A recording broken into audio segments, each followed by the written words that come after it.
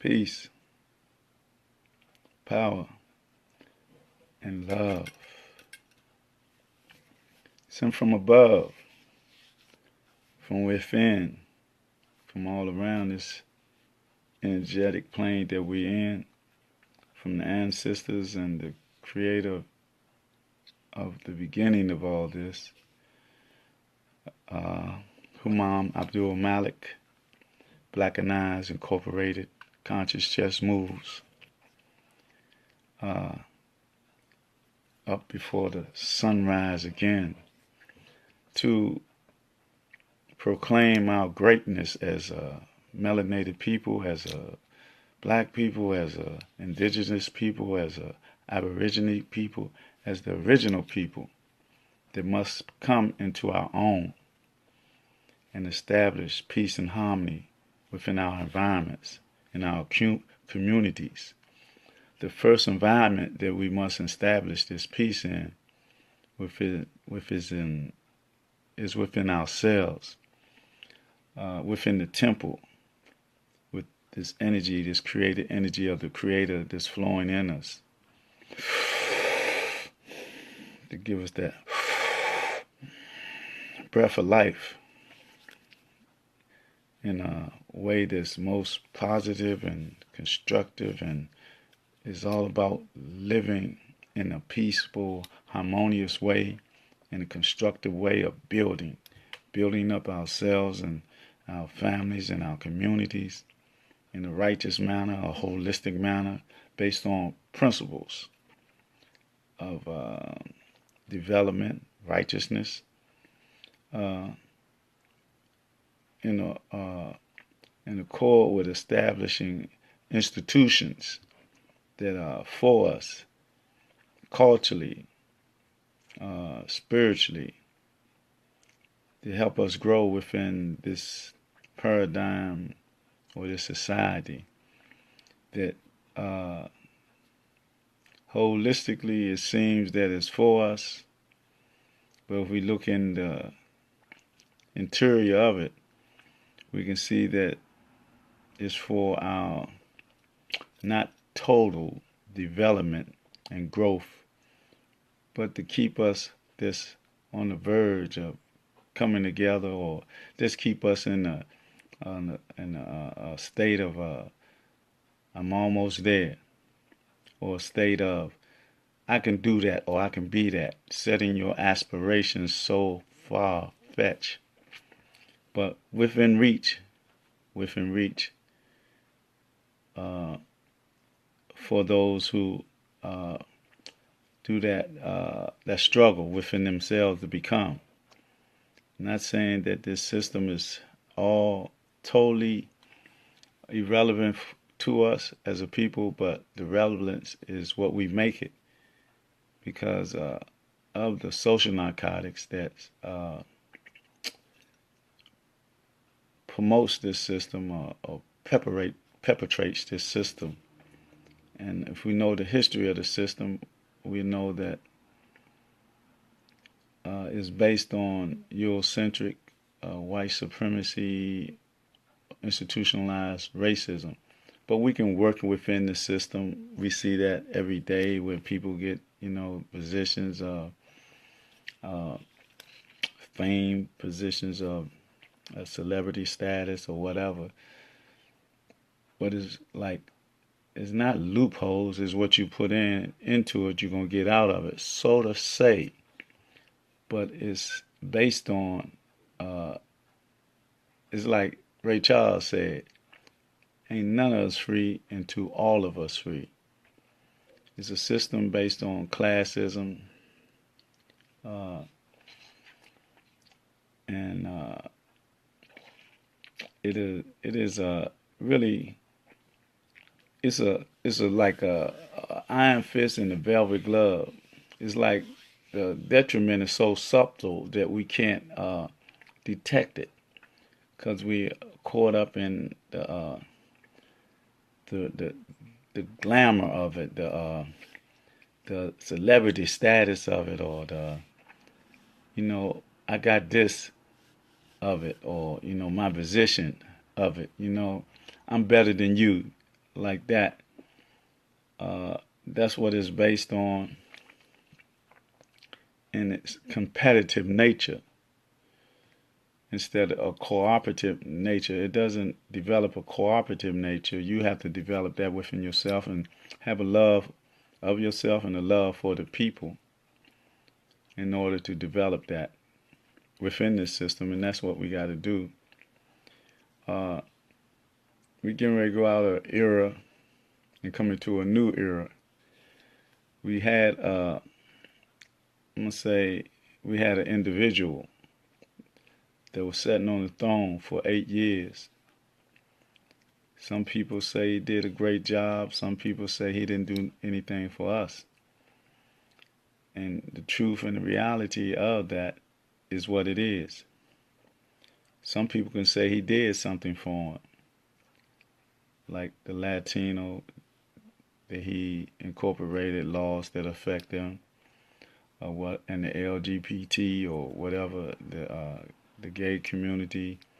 He did things that affected them, but it's not a thing across the board that he did for so-called African American or black people. Some people might want to say that you're wrong for saying that, and then you got a lot of people say, man, you're right, you're on point. My point is, from the beginning of his campaign or whatever, what like really turned me and made me look at him, take a second look at him, is when he denounced his preacher, Jeremiah Wright. He had to denounce him, a man that was like his spiritual guide, in order to please those in the higher realms or the people behind a curtain in this this fraudulent system of fraudulent laws. He had to please them, and also he had to not deal with an iconic figure in Minister Farrakhan. He had to denounce him also. Two people that are on course with trying to develop a point of view that be to have people open their eyes to see the truth of this system and establish groundwork for us as black people.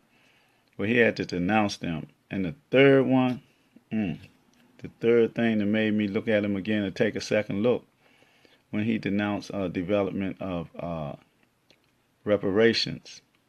He didn't have a positive stance for that. His stance was negative.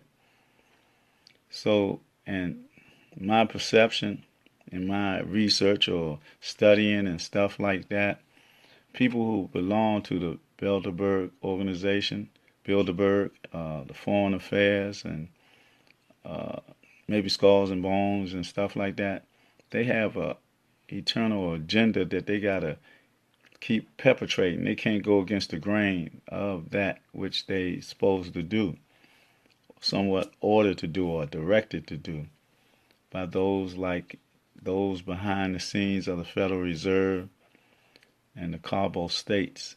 They can't go against the grain of those that inner circle, that inner corporation of multi-corporations.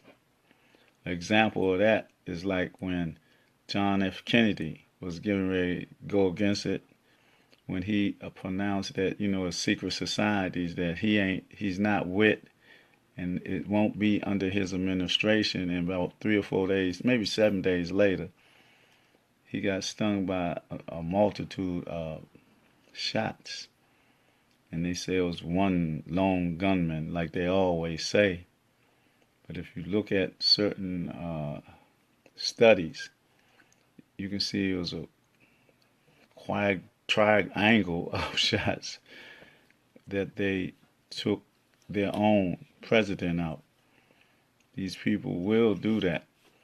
They're capable of doing it, and they will do it to keep their control, because they all intermingle with like criminal enterprises and drug enterprises. And all this is true. All we have to do is look it up, research, look at the other side of things and stop being so caught up in the glimmer, the gold, and all that of the entertainment and all the other things like that like rock you to sleep, you know. In this what is it, Leviticus, spell of Leviticus, like you hypnotize and stuff like that, and under robot control, walking around with your eyes wide shut.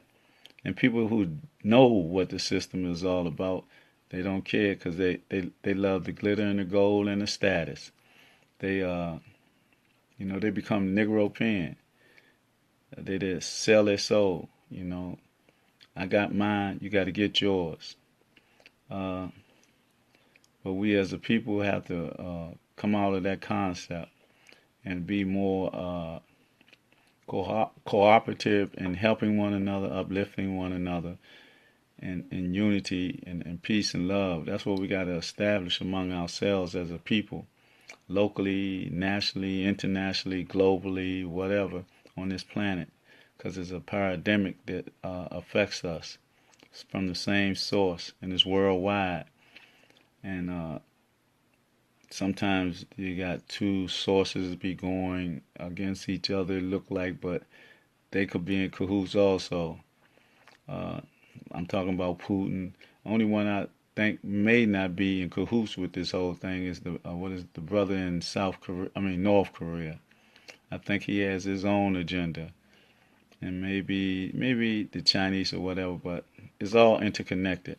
It's all interconnected on the European side of things, and they are the ones who really control the issues of the world affairs, because they are connected from three sources: the military, the financial, and the religious. And they have been in this endeavor for years, since the Knight Templars of Solomon, turning into the Masons and stuff like that. People may say they always like on conspiracy theory time or something like that, but it's reality. It's recorded his story among his lies. And all we have to do is research. And you'll see that not only what I be saying, but numerous of people will be speaking on this. But we don't want to listen to it because people say being socially accepted, going against the grain and things like that. But you have to speak truth to power, because if you don't, you'll be under the power in a way that you'll be manipulated by the power through mass brainwashing, mass mind control. That people don't believe that. Like television telling you what to do through vision, or the radio waves and the earphones, which you continue to feed your brain whatever you put in your computer, because your brain is like a computer. All data that you put in is going to come out one way or the other. It's going to come out in words, actions, or deeds, and we see it every day. Every day we see it. And how we as parents teach our children, the next generation of leaders, if we don't instill in them good habits, good manners, good knowledge, good education, good discipline, if we don't instill that in them, then we are at fault, because they're going to be bombarded by all the other things that society have to author them. And society is not trying to author them the road work to success. They have to develop that through our help and their own self-motivation.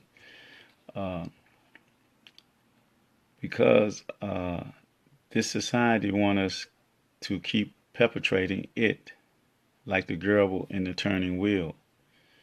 That's what it's about, generation after generation. And they've done a good job.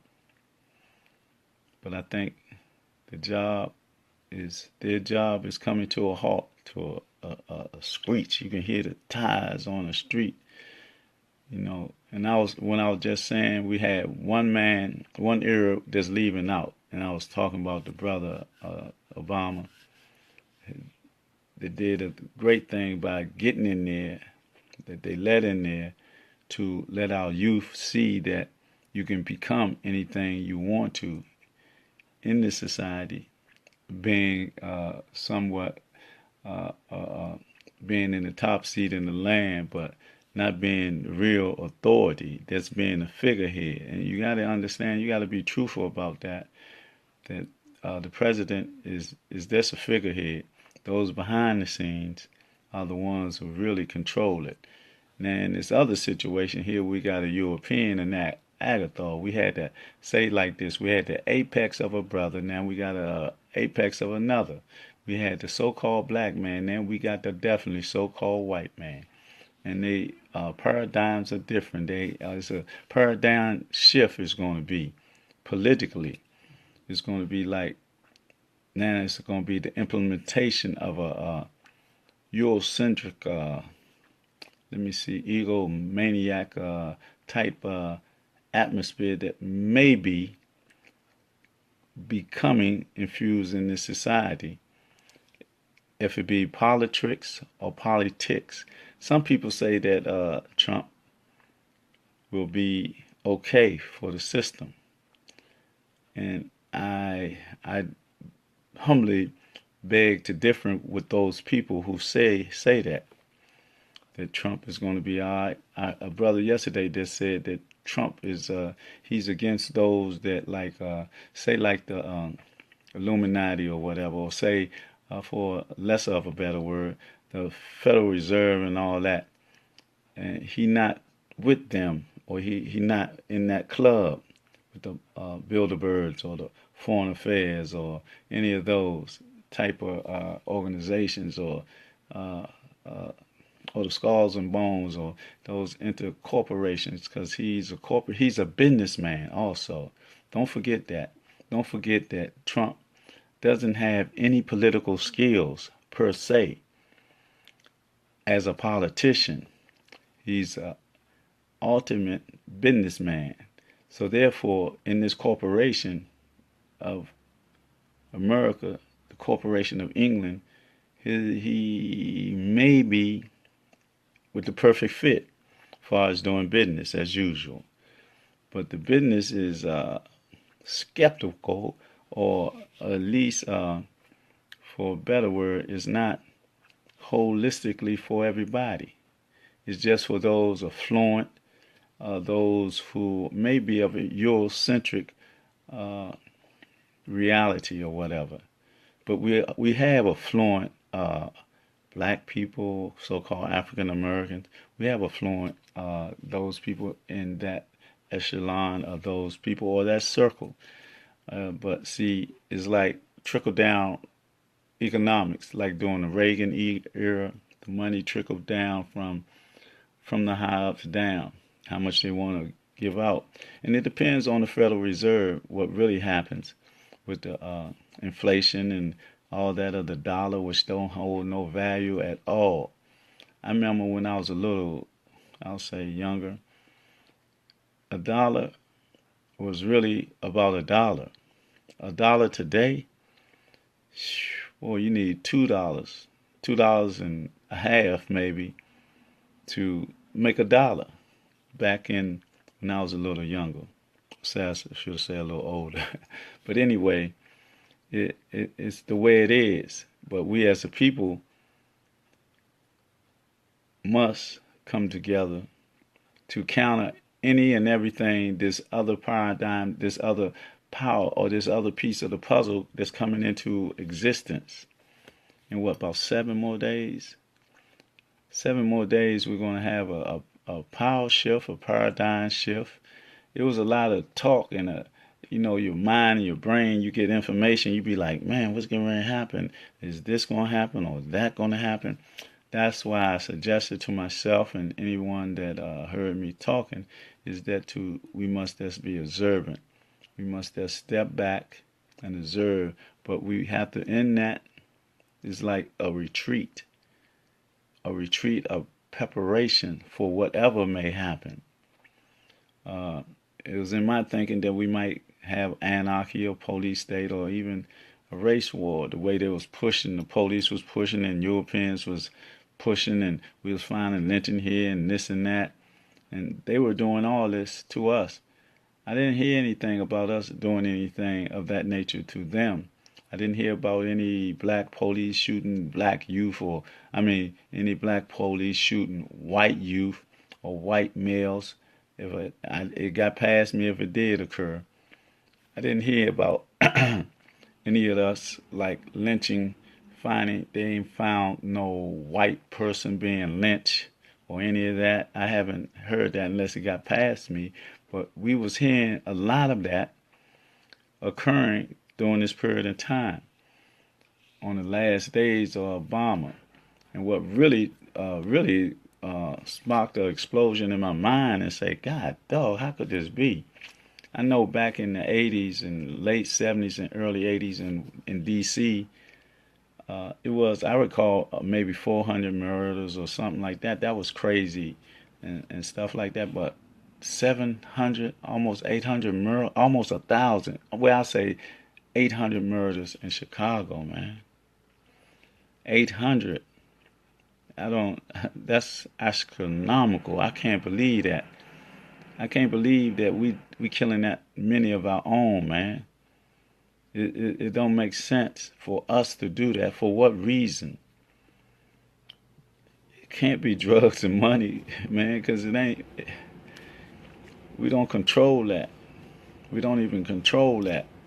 And so, why would we do that for that? I think it's a little bit of that.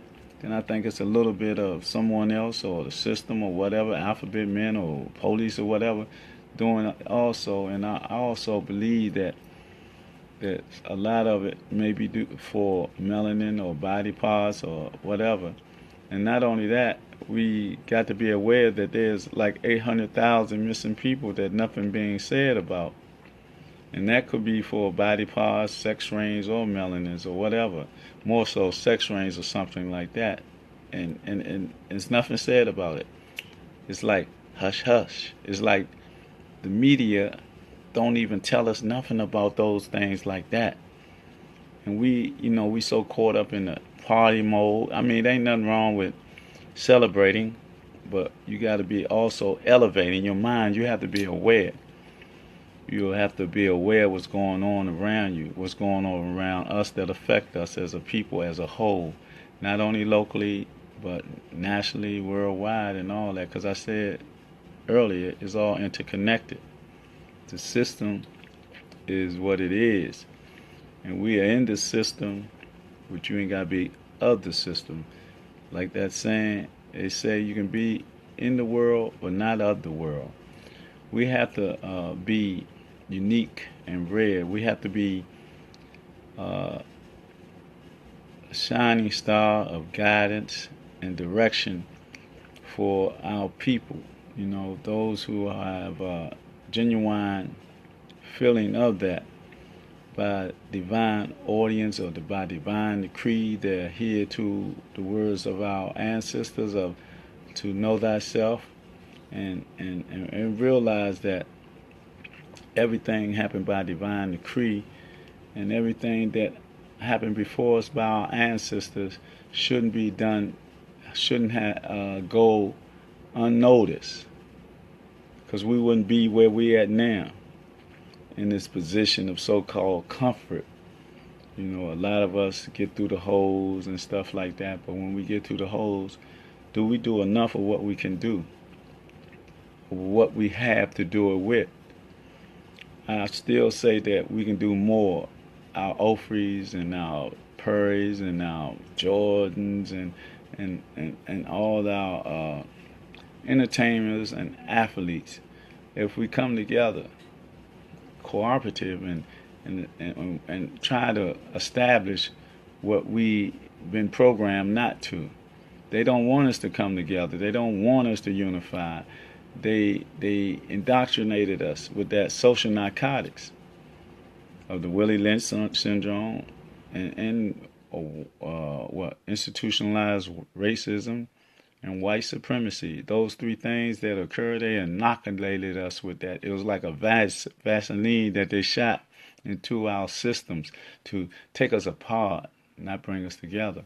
We got a cold turkey. We got to kick that habit of the indoctrination of this system and develop a African-centric uh, paradigm for ourselves, African spirituality for ourselves. I say, we got to go totally black. We got to reprogram ourselves and decode ourselves of what we be practicing. I say that we need to come out these institutionalized way of lives or religions and look at them. Why do we not go black further than these way religions? What was before that? We were before these religions, and we didn't practice them. We practice a whole system related to nature, to natural occurrences, but having the understanding that there's a universal intelligence that we as a people call different names from whatever different schools of thought or what we've been taught. I mean, like Islam, Christianity, Judaism, all that. I think that we had an establishment of our societies living in harmony and peace in the interior of Akabu land, so-called Africa, Nubian, and also in the southern regions of Akabu land, which we call Egypt, because you got to return that thing around. See, the upper Nile is in the south, and the lower Nile is up north when you talk in that perspective. We got to realize that we don't even have a real perspective of how big Africa is. We don't have a perspective how big the monuments that we left for us are, how big the pyramid is over there. We don't have the perspective of that we are the original indigenous people over here, and the Aborigine everywhere. We are the beginning of it all, but we took a great fall. And I'm in search of, I don't know how it happened, how it got switched like that. I know that they killed a lot of people, the priests and all that, stole our information and all the natural records that we had to keep us in harmony and peace with nature, how to be alchemists, how to everything. We was in so much harmony with nature. We could talk to the animals like they say Dr. Doolittle did, stuff like that. But I just want us to be prepared for anything that might happen in this day and time, in this political climate. I'm saying that we should get some survival equipment, just make the lights might go out, the power grid might be affected, because it ain't no telling what these people might do for collateral damage, or like a big thing like a 911, things like that. All these red flags going up that they create situations and make situations up so they can get policy made. But they done everything that they can do. Only they did now. I mean, they got Islam. They're attacking Islam now. They got us under control and sort of, but they don't know that we are waking up and rising up, and all we gotta do is unify and make our connections together with with Islam and Christianity and Hebrew and coming together. And that will surprise them. They will be totally in awe if we can close that thing up, close this up, close it and come together like that. And still do how we worship or whatever, we can do that, but we all know it's only one source of everything. It's only one source, one creator that put all this in motion or whatever. And she is what she is. I just threw that out there, so people, can be a little bit shocked right there. Because I believe in a matriarchic society. I believe in the universal essence of that feminine energy molding and shaping and be able to bring life into being. And the creator is an energy. Can't put any identity on the creator. No gender, no anything. It just is. But when it brings into life, it creates that feminine energy and that bring that male energy together. But through that cohabitation, and through life itself, the carrier of life is more of this goddess. The goddess is the carrier of life, the bringer of life. The male is the one who plants the seed.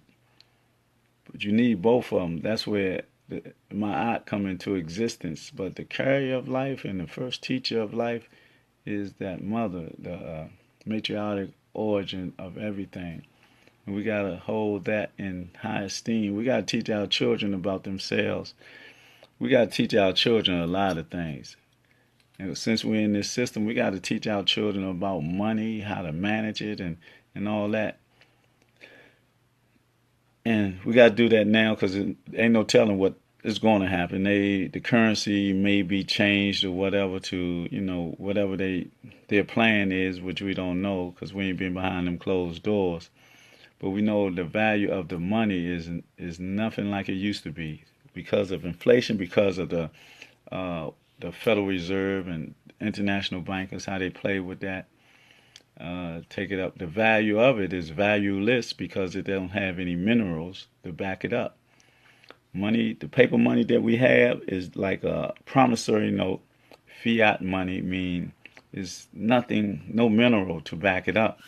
I remember when I was a little younger. I seen a dollar bill to say gold certificate or silver certificate written on it. They don't have that no more because it's not backed up by that. It's just paper money that we give value to. Worthless paper that we give value to. And we be in the street hurting one another for. We go to work every day for and all that. It does buy all these materialistic comforts and stuff like that. And that's why we place so much value on it. And that's why we're so manipulated by it. But those in control, they know what to do to stimulate and mass. I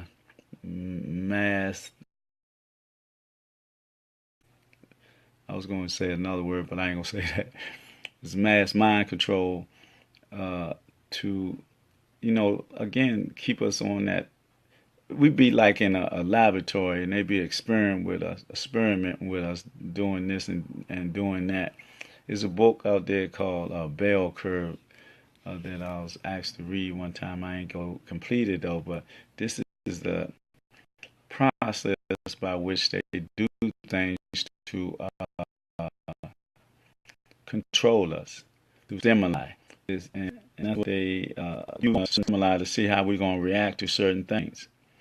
Just like when Trump first started campaigning, all his rhetoric. Assalamu alaikum, brother Al-Malik Farrakhan. Peace, my brother. Peace and love, always. Always, my brothers. You keep up the good work, man. Ceasefire, don't smoke the brothers and sisters. Iconic figure, Malika Farrakhan. My brother for life, spiritual brother, warrior, strong brother.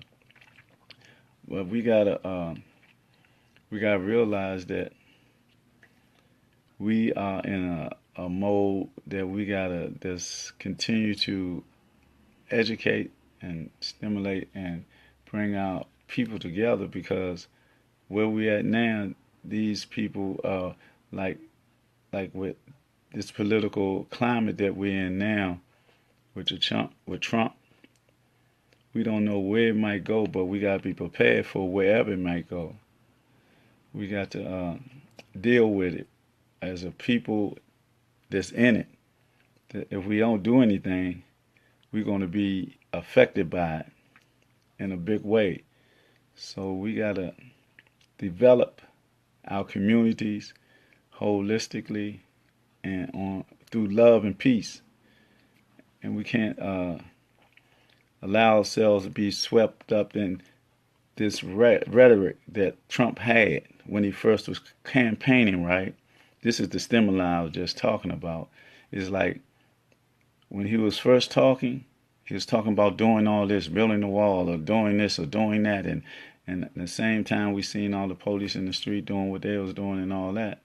But that's a way or form of stimuli to see how much we're gonna take.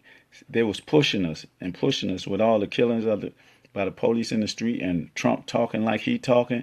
He was just like, how much will these people take? Where we gonna do this and see how to affect them and what would they do? They wanted us in the street to ride and be disorganized. Whatever we do, we have to be organized. Riding and burning down stores and going in there and taking stuff. If it's not in an organized manner, then it's nothing. We lose. Whatever we do, it has to be organized as a people, as a group. We just can't go in there doing like rides and stuff like that, leaving our communities unprotected, leaving our children unprotected. We have to be organized to protect everybody in our community if something like that goes down on a whole scale, a large scale. I'm talking about city by city or whatever. If the power grids go out or whatever. But like I said, it might not even get to that. Don't know. But we have to be prepared for anything that might happen. The power grids might go out. It might be some type of like stuff we be, they be programming us when we be looking at movies or TV shows and all that. Like some nuclear attack, a little smart bomb or whatever they be saying, or whatever, somewhere in New York or wherever. And that could occur. We got to be prepared for that.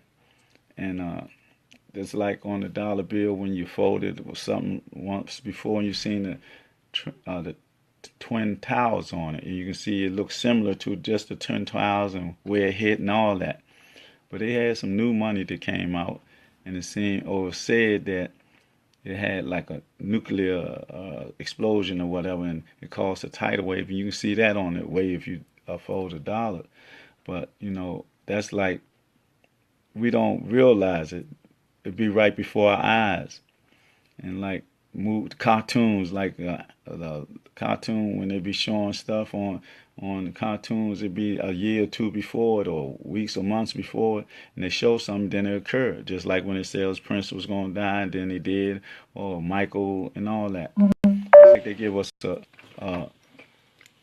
sort of a premonition before that. Excuse me one moment while I make a slight adjustment to the situation, if I can, without disturbing the viewing. Oh boy, I gotta fix that. There we go. I humbly apologize for that. I should have been on top of that before. But that's what we gotta prepare for. We gotta prepare for anything to come down. We gotta be vigilant in our development, education, and everything in our communities. We gotta promote self-love. We got to promote love and peace among our people. We got to promote our brothers to stop pulling the trigger on each other.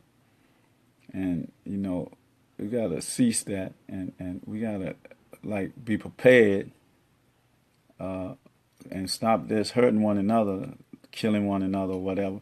I believe we got to stop selling drugs and using drugs in our community. I believe we should stop drinking and all that, and purify our temples. That's what I believe.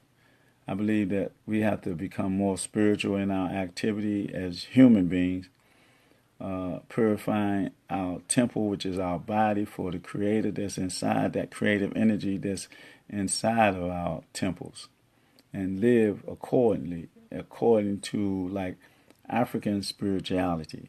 I believe that Islam, Christianity, Hebrew, all those religions do us a disservice because it don't go black to us. Why should we neglect our story before the establishment of these religions? Because we had a federation, we had established cities and everything before religion or those religions came into our environment. I'm talking about Islam, I'm talking about Christianity. I think Christianity was in our environment before Islam.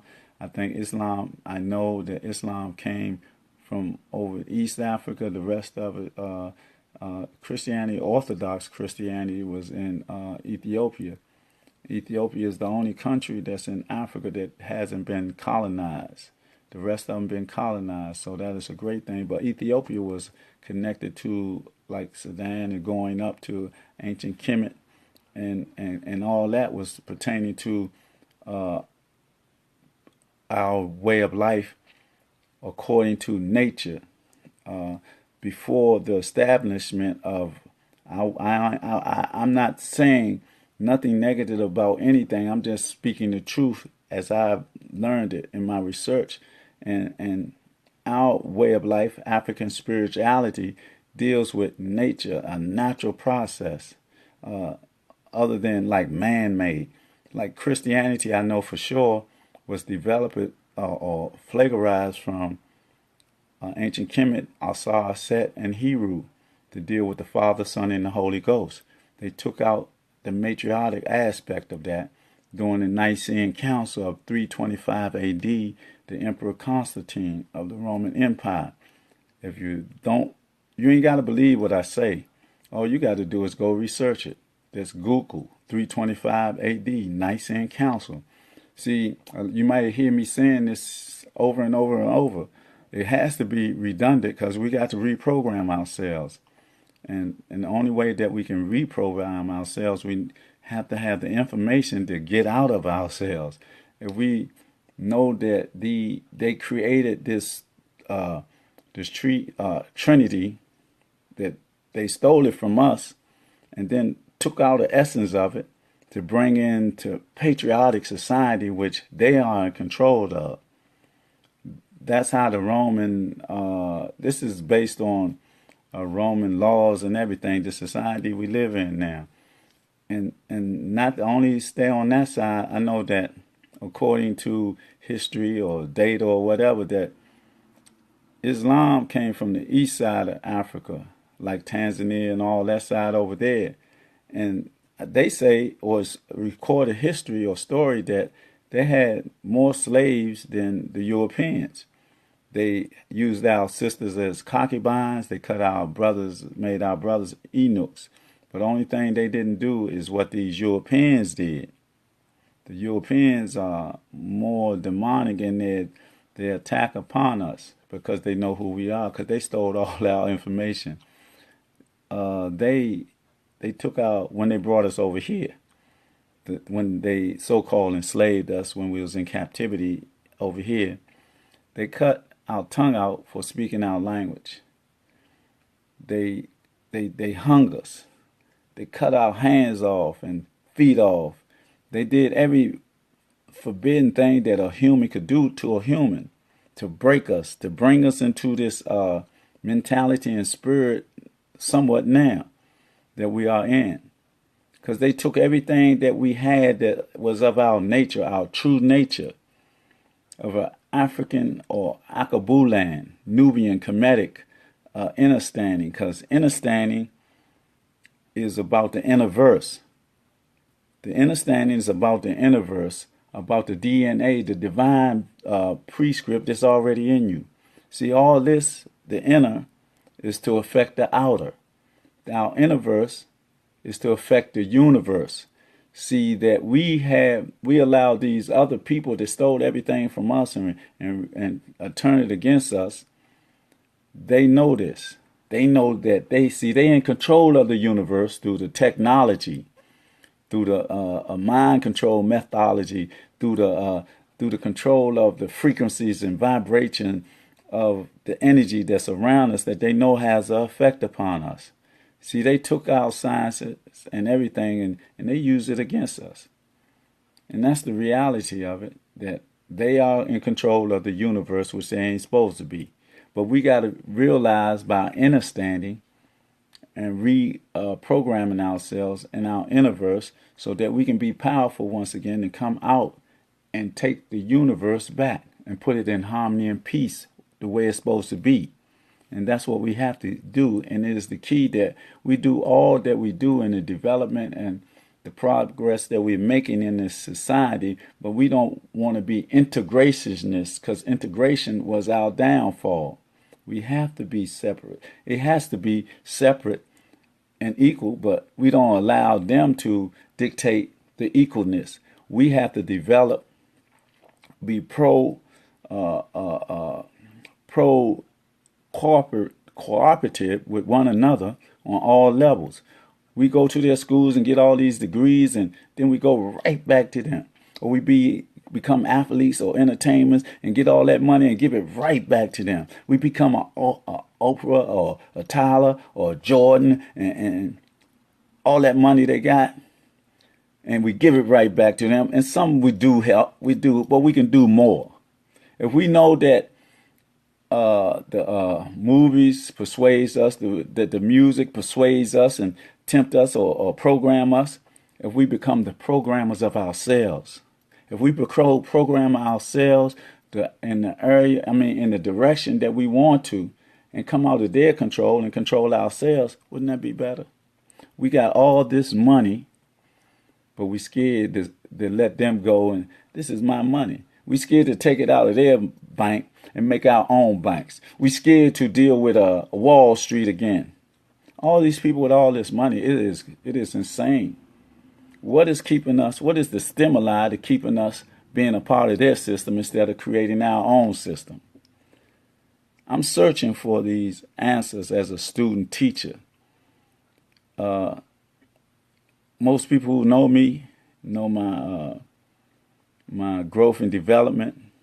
I took my Kalima Shahada in 1981, and I didn't know Islam. I learned Islam in the colleges from SWU, and then I had to go get my doctorate in streetology in different satellites of the college of SWU when I went in to the colleges.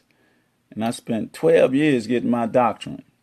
And I learned Islam when I was in there. Then I came out, and I was looking around me, and then I was so staunch because I was in a slow motion world, and I didn't have anything to come at me or whatever. I didn't have the sisters around me and all that. I didn't have it was fast motion. It came back to the reality. And the reality is that, man, if you don't hold on to this, you're going to lose it. So, but what would make you lose it? That you can see that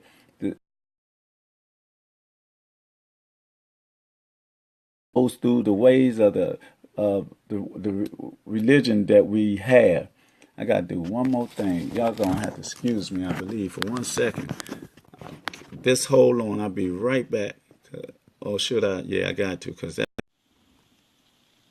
Yeah, there you go. I'm back, and I humbly apologize for that slight delay, but I didn't do something early to deal with the energy, the flow of the energy, and I'm right back where I was, and I humbly apologize for that little mishap.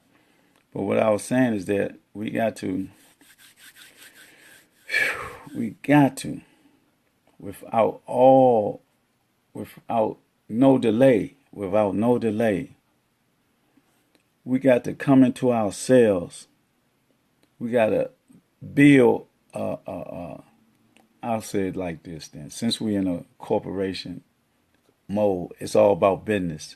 And America being a corporation of England, we got to develop our own corporation based on African-centric ideology.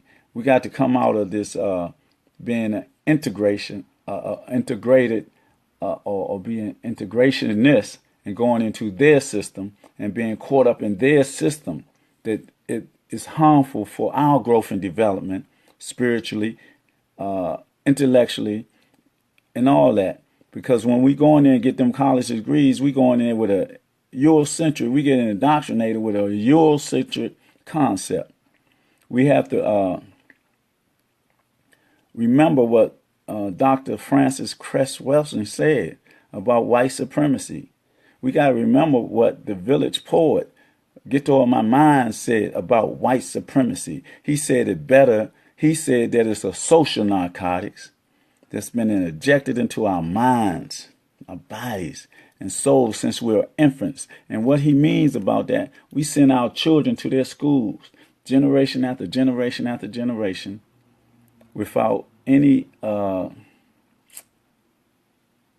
concept of what is happening.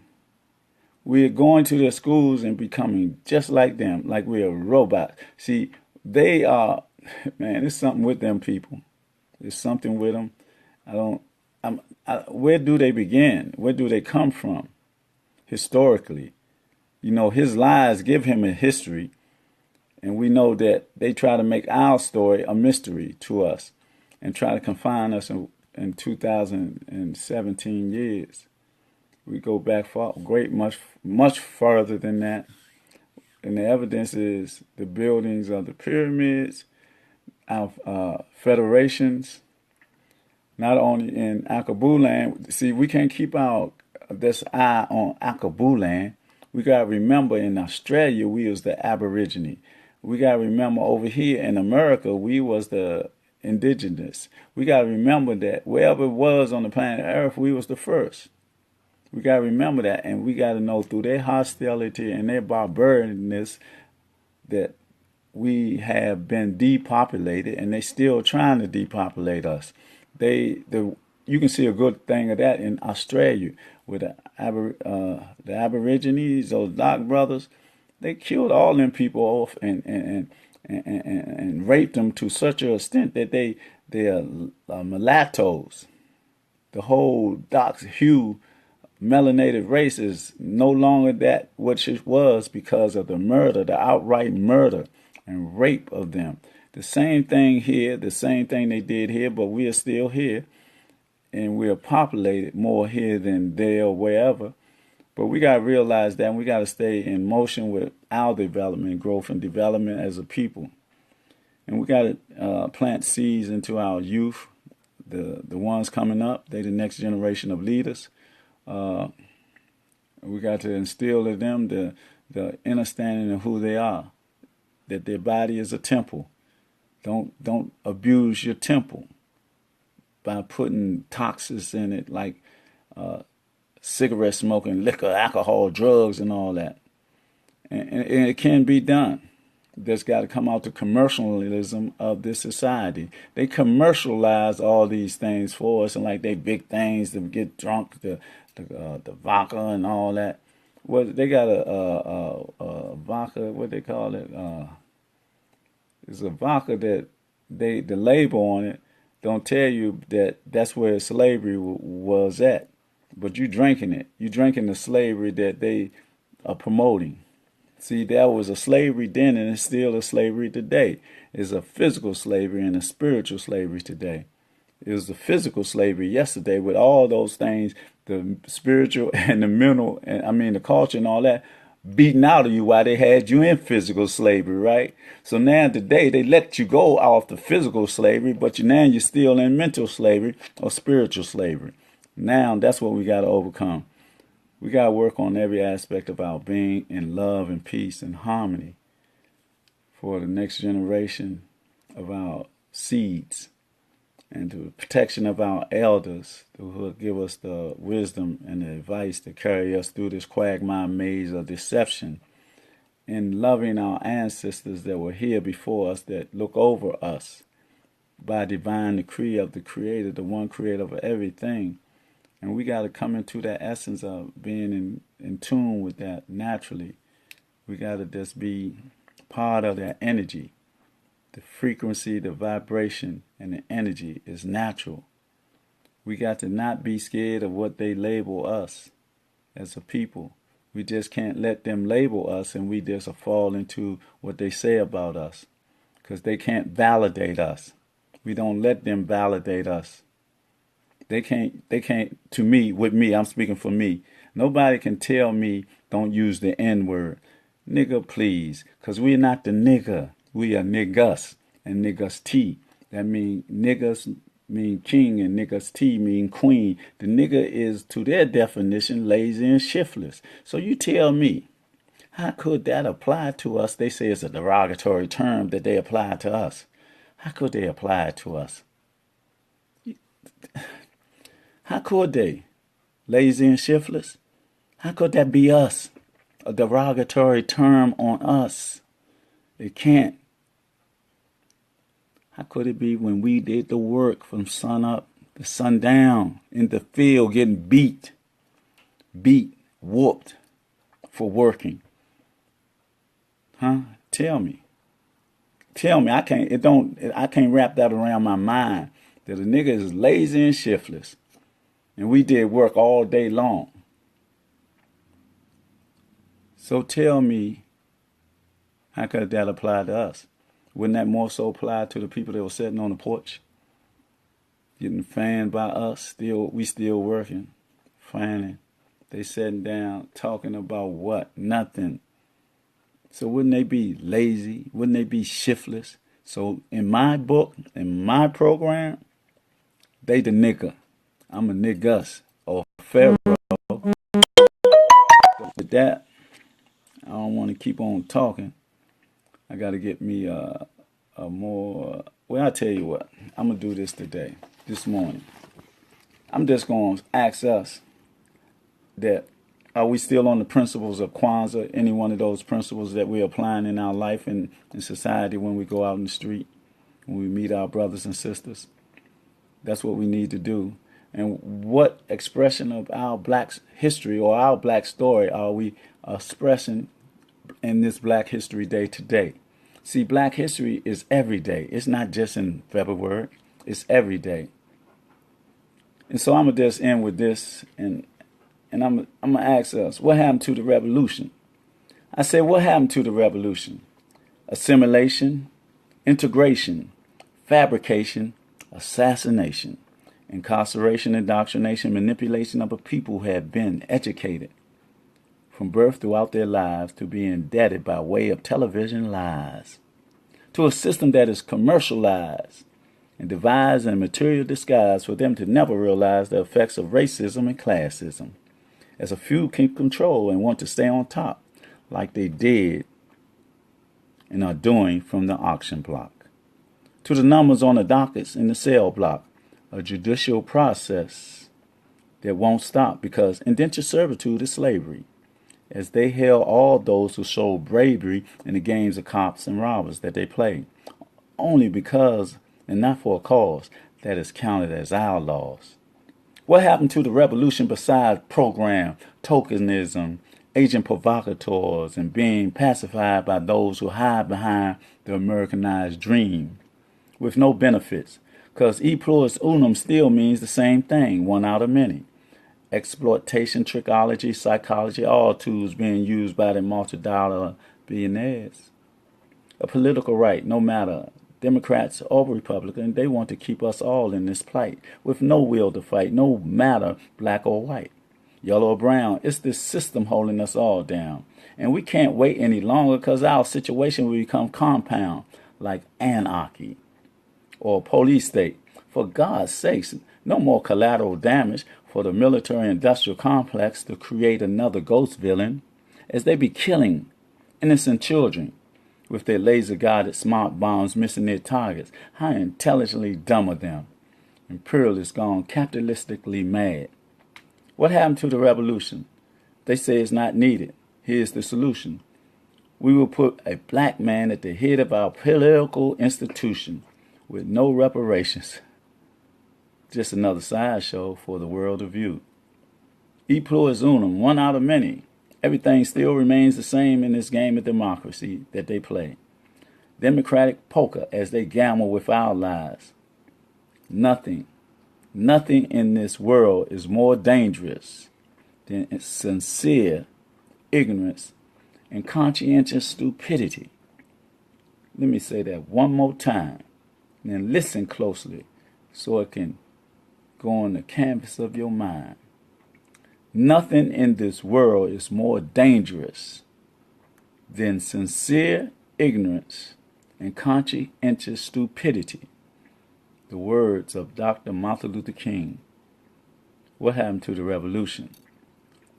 We got to ask ourselves, because we got to be evolutionary, revolutionary, energetic beings in this realm that we're in. And by the way, with that, we're having a peace walk and a Martin Luther King parade on the 16th, starting at 10 o'clock on Martin Luther King Avenue. we would like everybody to join this in commemoration of this great iconic ancestor. It's a peace walk and a commemoration of our ancestor Martin Luther King. We have a host of people that's going to be there. Come out and enjoy. Come out there and support the movement. We got to remember our ancestors. This is one way of remembering. But we also got to remember, just like this quote he just stated, nothing in this world is more dangerous than sincere ignorance and conscientious stupidity. We got to wake up. We got to make a change, an inner change. We got to make this inner change to affect the outward world. We got to do this by understanding who we are as a people. If we don't, we're going to be lost in this quagmire, deceptive maze that they created for us. We got to realize that that's real, that it ain't no conspiracy theory. It's the reality. This is the illusion of the reality that they created for us to think that everything is so cool. But they be leading us to the slaughter. And they got madmen at the helms now. We got to be careful. Got to be careful. Because we know the background of this cabinet that's being formed. We know the background. We got to be careful. So be vigilant in our observation. And always be in a state of readiness and preparation. And also I want to just say greetings to everybody. All my melanated brothers and sisters. With the most profound love that I can express.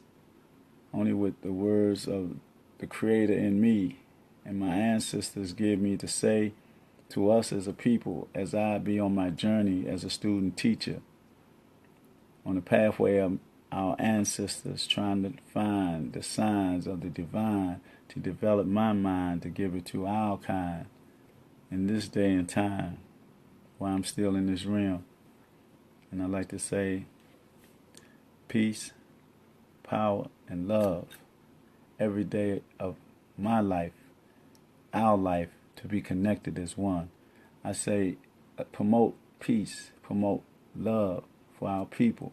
And I say to our youth, our young warriors that's on the corner, man, come off the corner and harmonize into a collective. And you ain't always got to hustle and do all that. You can turn this thing around. You can get a job, put your money together, open a legit business so the slave catcher can't mess with you. And we can be, I see you, brother. Assalamu alaikum, brother. Peace and love. That's Brother Malik Farrakhan. We got to do this so that we can develop our communities with some love and peace and harmony. They say hurt people hurt people. If you heal, come together, heal, we can heal and promote love in our community. With that, I'll say again, peace, love, and harmony. Tell somebody you love them today. Hug somebody. Motivate somebody. Stimulate somebody so that we can be part of this development of our community. In love, peace, and harmony. One love, one peace, and one journey to our goal, to establish people with soul once again in harmony and peace upon this planet that we are in. Peace. Love y'all.